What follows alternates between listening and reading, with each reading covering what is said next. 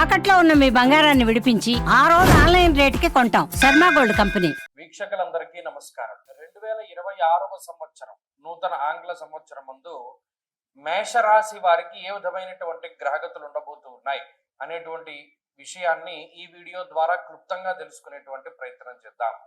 రాజపూజ్య అవమానాలు, ఆదాయ వ్యయాలు ఈ ఇంగ్లీషు సంవత్సరానికి ఉండవు కాబట్టి అది ప్రేక్షకులు గమనించాలి. అలా ఎవరు చెప్తున్నా ఖండించాలి. ఎందుకంటే రాజపూజ్య అవమానాలు ఇవన్నీ కూడా ఉగాదికి మనం క్యాలిక్యులేట్ చేస్తాం కాబట్టి అత్యుత్సాహంతో ఈ ఆంగ్ల సంవత్సరానికి రాజపూజ్య అవమానాలు చెప్పేటువంటి వారిని మీరు ఖండించండి, అది నా సూచన. అలాగే ఈ మేషరాశి వారి యొక్క పరిస్థితిని కనుక గమనిస్తే ఈ సంవత్సరంలో దీర్ఘ సంచార గ్రహాలని మనం పరిశీలన చేస్తే ఈ సంవత్సరం ప్రారంభంలోనే కొన్ని పంచగ్రహ కూటములు, చతుర్గ్రహ కూటములు ఇలా చాలా ఏర్పడుతూ ఉన్నాయి. రాహుకేతువులు ఈ సంవత్సరం చివరి వరకు కూడా మేషరాశికి 11వ స్థానంలోనూ 5వ స్థానంలోనే ఉంటారు. ఈ సంవత్సరం చివరిలోనే డిసెంబర్ నెలలో మారి వారు 10-4 స్థానాల్లోకి వెళతారు. ఎటు చూసుకున్నా రాహుకేతువులు పూర్తి స్థాయిలో అనుకూలంగా ఉన్నారు. ఇక శనేశ్వరుడు 12వ స్థానం ముందు ఉన్నారు. శనేశ్వరుడు ఆల్మోస్ట్ ఈ సంవత్సరం అంతా కూడా అదే స్థానం ముందు ఉంటారు. మధ్యలో శని వక్రగతిలోకి వెళ్ళినా కూడా రాశి మార్పు ఏమి ఉండదు. కొంతకాలం వక్రించి మరలా అదే స్థానం ముందు కొనసాగుతారు. కాబట్టి 12వ స్థానం ముందు శనేశ్వరుడు ఫిక్స్డ్ గా ఉన్నారు. ఇక గురువు ఈ సంవత్సరంలో 2 సార్లు మారుతారు. ఒకటి జూన్ నెల 2వ తారీఖున మిథున రాశి నుండి కర్కాటకంలోకి మారుతారు. తర్వాత అక్టోబర్ 31న కర్కాటకం నుండి సింహరాశికి మారుతారు. ఈ 2 మార్పుల్లో 2వ మార్పు ఈ మేషరాశి వారికి అనుకూలంగా ఉంటుంది. అంటే అక్టోబర్ 31 దాటిన తర్వాత నవంబర్, డిసెంబర్ నెలలో గురుబలం పెరుగుతుంది. ఇది క్లుప్తంగా ఈ సంవత్సరంలో ఉండేటువంటి గ్రహగతుల యొక్క ఫలితాలు. చూసుకుంటే దీర్ఘ సంచార గ్రహాల్లో రాహు అనుకూలంగా ఉన్నారు. సంవత్సరం చివరిలో గురువు అనుకూలంగా ఉన్నారు. దీన్ని బట్టి మధ్యస్థమైనటువంటి ఫలితాన్ని మనం ఆశించవచ్చు.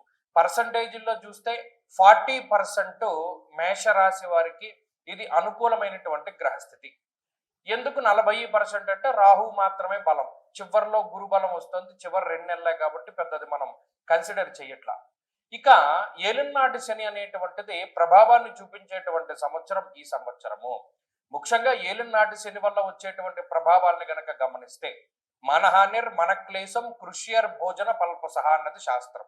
ఇక్కడ మేషరాశి వారిని ఏలినాటి శని ఏ విధంగా బాధ పెడుతుంది? ఈ 2026 జనవరి దగ్గర నుండి డిసెంబర్ లోపు అనువుగా ఉండేటువంటి స్థానం నుండి మారుస్తాడు శనేశ్వరుడు. అంటే ఒక ఉద్యోగ పరంగా కానీ లేకపోతే వ్యాపార పరంగా కానీ ఇప్పటి వరకు ఒక స్థిరమైనటువంటి ప్రదేశంలో అమ్మయ్య ఇది మనకి బాగుంది, ఈ స్థానం మనకి అద్భుతంగా ఉంది అనుకునేటువంటి తరుణంలో ఆ ప్రాంతాన్ని వదిలిపెట్టి వేరే ప్రాంతానికి వెళ్ళేలా చేస్తారు. అలాగే మానహానిర్ మనక్లేశ, మీ యొక్క మంచి పేరుని దెబ్బతీసేటువంటి విధంగా ఏదో ఇతరులు ఏదైనా మీ మీద బురద జల్లడమో లేకపోతే మీ మీద దుష్ప్రచారం అధికంగా జరగడమో ఏదో ఒకటి మీ యొక్క మంచి పేరుని డ్యామేజ్ చేసేటువంటి విధంగా లేదా మీకున్నటువంటి బ్రాండింగ్ ఇమేజ్ని, మీ వ్యాపారానికి ఉన్నటువంటి బ్రాండింగ్ ఇమేజ్ని దెబ్బతీసేటువంటి విధంగా కుట్రలు ఎక్కువగా జరగడానికి అవకాశం ఉంటుంది. దాని ప్రకారంగా జాగ్రత్తలు తీసుకోవాలి. మానసికమైనటువంటి క్లేశాలన్నీ కూడా దీనివల్లే వస్తాయి. మనం ఈ పని తప్పు చేయలేదు కదా, మన మీద ఎందుకు నిందారోపణ వచ్చింది, లేదా మనం చాలా నిక్కచ్చిగా ఉన్నాం కదా అయినా మనకి ఎందుకు ఈ చెడ్డ పేరు వచ్చింది అనేటువంటి ఆలోచనలు ఎక్కువ అవుతాయి. అలాగే ఈ సంవత్సరం మొత్తం మీద కాలాన్ని అతిక్రమించి భోజనం చేయడము, సమయానుకూలంగా వేళకి తిండి వేళకి నిద్ర అనేటువంటిది శనేశ్వరుడు కల్పించడు. ఇది పని ఒత్తిడి మీద అయి ఉండొచ్చు, ప్రయాణాల వల్ల అయి ఉండొచ్చు, వేరే ఇతరత్ర కారణాలు ఏమైనా అయి ఉండొచ్చు. కానీ ఒక మెటబాలిజం అనేటువంటిది దెబ్బతింటుంది.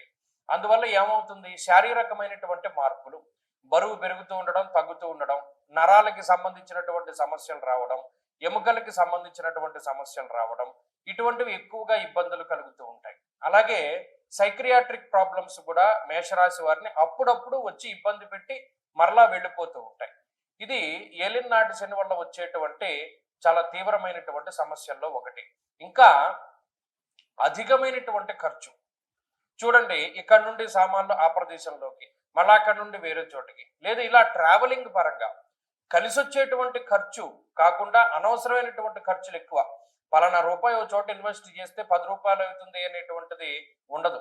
ఈ 10 రూపాయల్ని మనం అనవసరంగా ఖర్చు పెడుతున్నాం అనే భావన వస్తూనే ఉంటుంది, కానీ ఖర్చు పెట్టవలసినటువంటి పరిస్థితులు ఉంటాయి.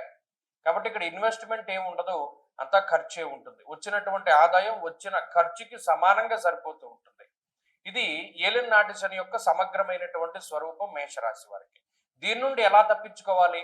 ప్రధానంగా శివారాధన చేస్తూ ఉండడం, ప్రతి నెలలో ఆరుద్ర నక్షత్రం రోజున శివుడికి అభిషేకం చేసుకుంటూ ఉండడం, లేదు ప్రతి సోమవారం అభిషేకము, కుదరని వాళ్ళు నెలకోసారి ఆరుద్ర నక్షత్రము, ప్రతిరోజు పారాయణ చేసుకునేటువంటి వాళ్ళు శివాష్టోత్తర శతనామావళి స్తోత్రాన్ని పారాయణం చేస్తూ ఉండడం ఇత్యాదివి చేయడం ద్వారా ఈ తీవ్రతను తగ్గించుకోగలుగుతారు.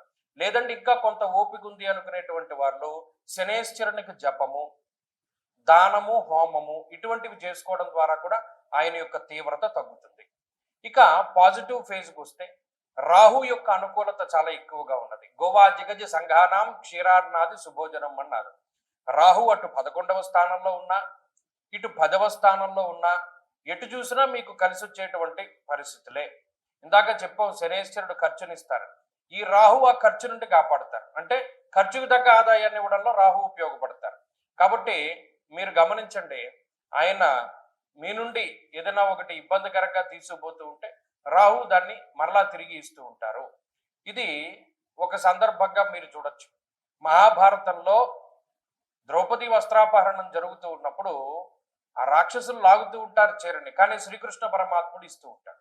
పోయేది పోతూనే ఉంటుంది, వచ్చేది వస్తూనే ఉంటుంది. మధ్యలో వాళ్ళు భయపడకుండా కొంచెం మానసికంగా ఇబ్బంది పడినా స్థిరంగా ఉండగలుగుతారు. అది మేషరాశి వారి పరిస్థితి. కేవలం చూస్తూ ఉండడమే, ఇందులో మీరు చేసేదేమీ ఉండదు. కాబట్టి ఈ గ్రహస్థితి అటు సమాజంలో కొంచెం మంచి పొజిషన్లో నిలబెట్టడానికి అవకాశాన్ని ఇస్తుంది. అలాగే విదేశీయానానికి సంబంధించిన విషయాలు బాగున్నాయి. ఈ 2026లో విదేశాల్లో చదువుకోవడము, అక్కడ స్థిర నివాసం ఉండడం అనేటువంటి విషయాలు కొంత అవకాశాలు ఎక్కువగా ఉన్నాయి. అలాగే విదేశాలకి ఇప్పటికే వెళ్ళి అక్కడ ఇబ్బంది పడుతూ ఉండేటువంటి వాళ్ళు, వారికి కూడా కొంత ఈ ఇబ్బందిని తగ్గి ఈ రాహు కొంత అనుకూలతనిస్తారు. అలాగే ఉద్యోగపరమైనటువంటి అవకాశాలను ఇస్తాడు రాహు. ఉద్యోగంలో ఎదగడానికి, ఏదైనా మంచి స్థాయిని పొందడానికి ఎక్కువ అవకాశం ఉంటుంది. అలాగే ఈ గురు యొక్క బలం చివరి 2 నెలల్లోనే ఉంటుంది. అప్పటి వరకు తృతీయ చతుర్థ స్థానాల్లో గురుడు సంచారం చేస్తారు కాబట్టి గురుబలం ఉండదు. గురుబలం లేకపోవడం వల్ల అదృష్టం ఉండదు. ప్రతిదీ హార్డ్ వర్క్ మీదే ముందుకు వెళ్ళవలసినటువంటి పరిస్థితులు ఉంటాయి. కాబట్టి సమగ్రంగా పరిస్థితులను చూస్తే అంత ఇబ్బందికర పరిస్థితులు లేవు, అంత బాగున్నటువంటి పరిస్థితులు లేవు. అందుకనే 40% శుభ ఫలితాలు అని మనం ముందుగా చెప్పడం జరిగింది. ఈ 40% పెంచుకోవడానికి మేషరాశి వారు కొంత కష్టపడవలసిన పరిస్థితులు ఉన్నాయి. ఇందాక చెప్పినట్టు శనేశ్వరునికి సంబంధించి, అలాగే గురువారాలు చేస్తూ ఉండడం కానీ, దక్షిణామూర్తి స్తోత్రాన్ని ప్రతినిత్యం పారాయణ చేయడం కానీ, ఇటువంటివి చేస్తూ ఉన్నా కూడా ఈ బలాన్ని మనం పెంపొందించుకోవచ్చు. స్వస్తి.